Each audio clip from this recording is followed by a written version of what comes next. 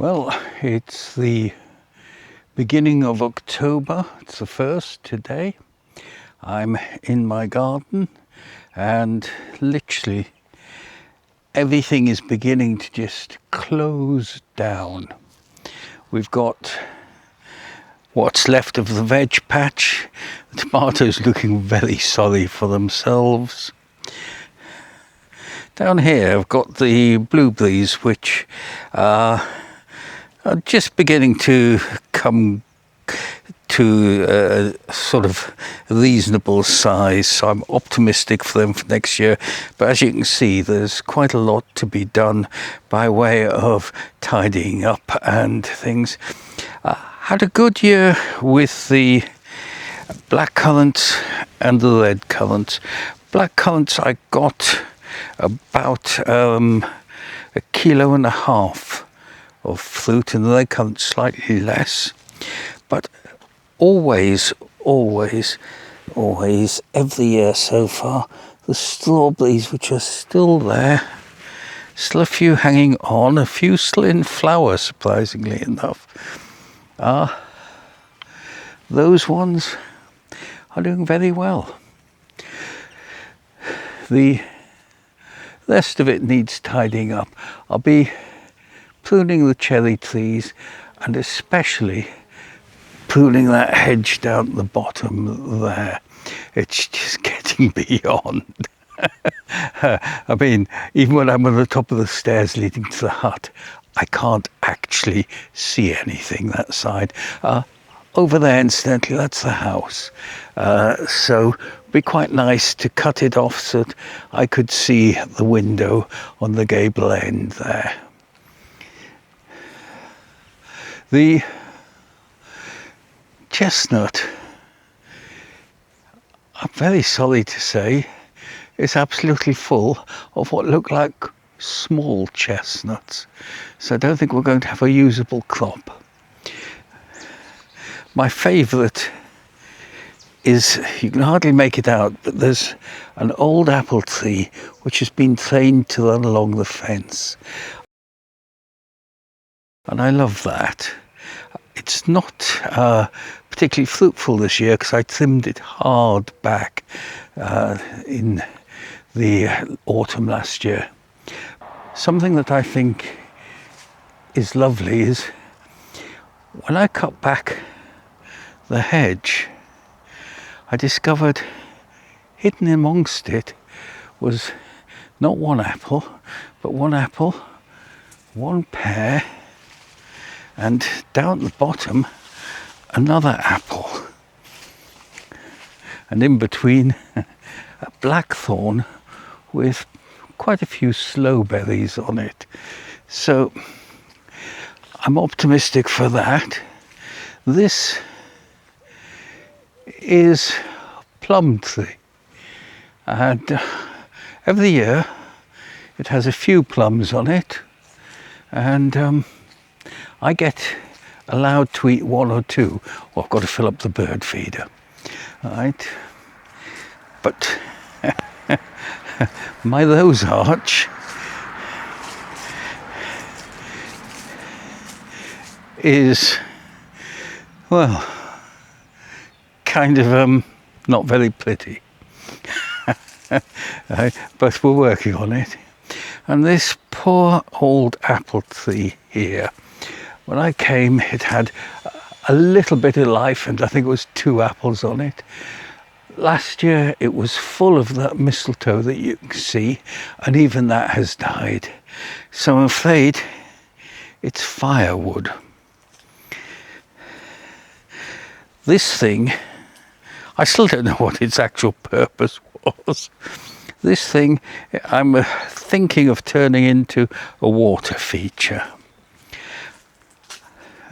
Now, this was entirely overgrown here when I came, and I recognise that as the garden is facing south, that the bamboo and the bits of trees that are growing here gave it a lovely shady area.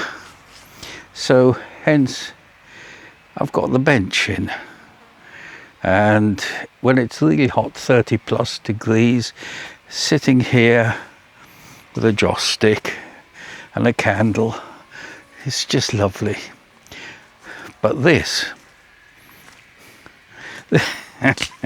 is a sort of marvel of engineering. I'm just discovering incidentally down here this path, just been digging that up earlier. This is the chicken shed, and it's made out of oil barrels. Well, it's protected, it's wood inside. Right, so that's going to be cleaned up, as will the roof. I'm not going to pretend to make it good. It's not getting any special treatment, it's just going to get cleaned. But we've done the inside. So my old packed full of garbage chicken shed is now somewhere where I can do indoor petanque. I couldn't think of anything else that I wanted to do with it, and it's just a game I enjoy occasionally. Now give the camera a moment when we come into the darkness in here. This, well, you can see on one of the videos I put out, was an appalling mess. You couldn't even see the concrete floor, it was just covered in stuff. And by stuff I mean dirt, and I think a large amount of it was probably chicken manure. So it needs cleaning, it needs sweeping again, but it is a sort of architectural treasure trove of bits of repair and things like that done over the years. I love things like that because it's all about not wasting stuff. But when you look at the chicken shed and you see that this is concrete, you know you're not going to just knock it down. Right, so it's got concrete posts in the corners more or less, and let's be honest, sturdy beams. So I couldn't be bothered to do anything other with it than think about using it for the petanque pitch. So this, where those rotten apples are, I thought initially, oh, I'll just create a little area to put all the garden detritus. And it's just taken over. And it used to be much higher, but thankfully it's rotting down over the years. I'm waiting for this acer to come out. It's just beginning to turn. I think it's going to look lovely. Trouble is, it's covering the path. And the bamboo, well, it's just lovely. But the outside loo has been transformed. You can just maybe make out the old toilet is still there. It's an interesting piece of work.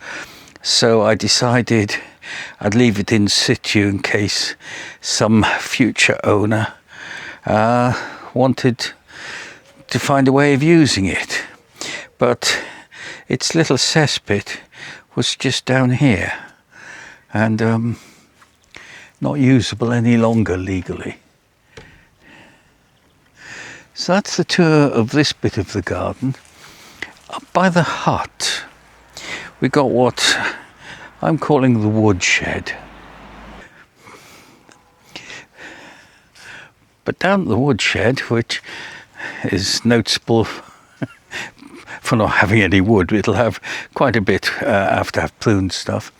But there's this lovely little fireplace which I think must have been in the hut at one time, and little statue. At first I thought it might be long form peace, but no, definitely not. Right. But as you can see, camera's at my head height. This hedge does absolutely nothing for the garden. It's just way too high, and with the sun rising in that direction, it creates too much shade in this part of the garden. So it's got to go, it's got to be trimmed down. Now, the hut itself is slowly becoming an office space, so that I can sit here and work on the videos and lightings and things. And when I'm having guests round, it's nice to have a few things. Normally they're covered with my old kikoi, but nice to be able to offer coffee. In the fridge, at the moment all I've got is beer, but normally there's a wine box in there, and a sink. Oh, there's a butterfly just caught here. Let's see if we can ease his life by getting him out. Come on, baby. Okay. Ooh, didn't sound too good. I don't know who put this together, but something of a mishmash. The sink and water only comes when you switch on the power at the well, and it pushes it up here. Not drinkable, but usable for washing. Now, in this old chimney pipe, the birds have had a go nesting there, but they never actually took it all the way through. And similarly, up by the light up here, put a nest there. But again, not used it. I did have a bird flying around inside a couple of occasions, but obviously Mrs. didn't like what Mr. had built. So from here, you've got the house, and round the corner from the house, the mairie is the next building, but that's more or less empty now, and then the church. So very much a small village, and we're in the centre of it. And this is the rest of the garden. Now, I have to say, I think so far I'm happy with what I've done. So that's the tour of the garden, October 2025.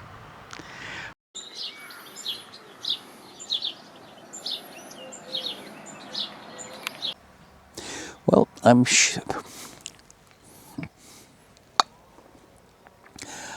sitting in the shady nook in the garden, and the next bit of the video is simply a review of what it's taken to get to where we are at the moment. And there's a lot still to be learnt and done, particularly as I want to work on the veggie garden and make sure that instead of the slugs and caterpillars getting nearly everything that I try to grow, I get a little bit of it as well. Starting from this really required quite a lot of work to get me a view. The hedge in particular just created so much waste that I then had to fill in a large space with new grass. Pruning just seems to take, again, a lot of space. And the amount of detritus that you're left with, every big thing went to be burnt in someone's wood burner. Right? Your starting space just fills up. This is the chicken shed. Right? God, it was horrible. But someone came to the rescue, and it wasn't the bear. He just kind of supervises things, right? And checks out the quality of the workmanship at the end. First planting, second planting, a pear tree, and sharing the garden with all kinds of creatures, some more beautiful than others, and really loving finding them there despite what I was doing to the garden. Lovely little fella, isn't he cheeky? Right? And of course there's always a robin when you're digging. Now this one's come from Australia, so it's turning into a garden I enjoy, and I enjoy the fruits of my labour, and Christmas and spring. That's it. Bye.